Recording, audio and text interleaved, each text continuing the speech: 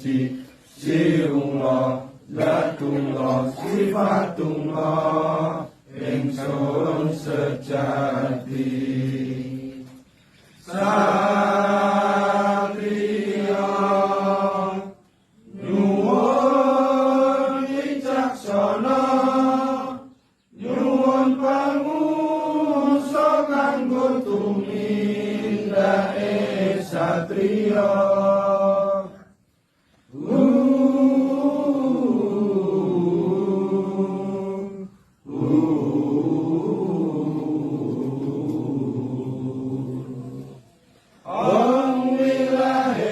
Sekaring bawana langgeng sekar mayang, om wilahing sekaring bawana langgeng sekar gajah, kula nyuwun kanggo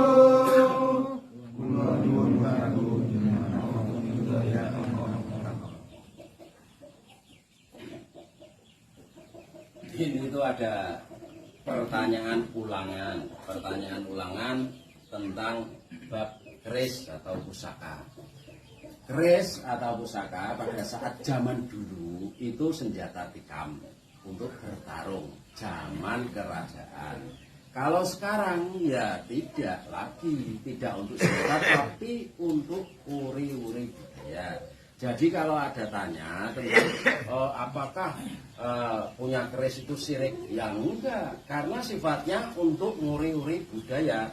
Sama zaman dulu berperang waktu Indonesia belum punya senjata yang canggih, otomatis perangnya seperti pakai bambu runcing. Nah, seandainya saat ini seseorang mengumpulkan bambu runcing untuk kenang-kenangan, untuk budaya, ya boleh-boleh saja. Masalah seperti bab budaya seperti itu turun-temurun dilaksanakan sampai sekarang. Contohnya dari Sunan Kudus sendiri. Sunan Kudus sendiri kalau bulan Asyura seperti ini kan pencucian pusaka, pencucian penjamasan pusaka. Nah itu hanya nguri-nguri budaya leluhur, bukan berarti pusaka itu dipudi-pudi, bukan.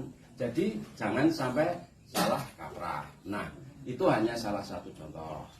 Di tempat-tempat lain, di keraton dan lain-lain juga ada tentang pencucian pusaka. Bab itu, masalah bab pusaka tidak ada hubungannya dengan syirik dan tidak, kecuali seseorang mengandalkan pusaka yang dianggap berlebihan dan lain-lain. Nah itu bisa saja dianggap syirik. Kalau tidak, hanya pusaka untuk cagar budaya, untuk budaya dan lain-lain, tidak masalah.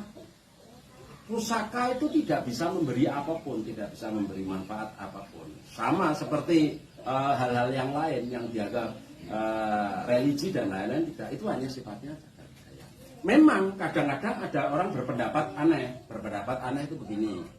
Oh, orang yang sering megang pusaka itu dianggap nguri-nguri pusaka, budi-budi pusaka, dianggap syirik dan lain-lain. Itu kan pendapat seseorang yang tidak paham. Karena bagaimanapun juga, kalau seseorang tidak tahu, harus belajar dan harus tahu pendekatan, biar tidak menilai dari jauh. Ini ku ceritakan riwayat dari dulu tentang Uwais Al-Qarni. Uwais Al-Qarni itu sendiri dikira gila. Sebabnya kenapa? Ibunya Uwais Al-Qarni dulu minta berangkat haji. Sedangkan Uwais Al-Qarni pemuda yang miskin sekali. Dia kerjanya buruh menjadi penggembala domba dan lain-lain seperti itu. Kerjanya seperti itu, tapi ibunya kepingin pergi haji. Nah, Uwais Al-Qarni juga bingung.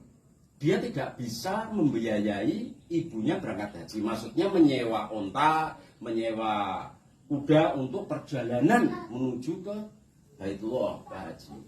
Makanya Uwais Al-Qarni menabung dari sedini mungkin, membeli sapi yang kecil sekali yang baru lahir berapa hari dibeli. Setiap hari Uwais Al-Qarni sapinya dipegang, dipanggul di punggungnya, dibawa ke gunung. dibawa ke gunung, ditaruh di gunung, dicarikan rumput di sekitar gunung. Setiap pagi makannya di gunung. Sore wes Al-Qarni berjalan lagi ke gunung. Sapinya diambil lagi, dipanggul, diturunkan lagi. Begitu terus dia melakukan seperti itu, terus bukan sehari 2 hari, sampai dengan 1 tahun lebih lamanya. Nah, tetangga-tetangganya pasti menilai Wes Al-Qarni orang pemuda yang gila. Kenapa? Kenapa sapinya nggak dituntun untuk pergi ke gunung? Kenapa dipanggul di punggungnya, dibawa ke gunung? Kenapa dia kalau memberi makan sapi nggak dituntun ke gunung, tapi dipanggul tiap pagi dibawa ke gunung, sore dibawa pulang juga dipanggul terus sampai sapi itu dewasa. Sapi umur beberapa hari, tiap hari dipanggul naik gunung, turun tiap hari. Sapi kan tambah hari tambah besar, sampai setahun sapinya kan sudah gede, amat sangat besar sekali sapinya. Dia panggul, tidak terasa badan Wes Al-Qarni itu berotot. Iya kan? Saat sapi mungkin beratnya mungkin sekitar waktu dibeli mungkin 20 kilo. Tapi saat sapi sudah umur setahun, tiap hari dipanggul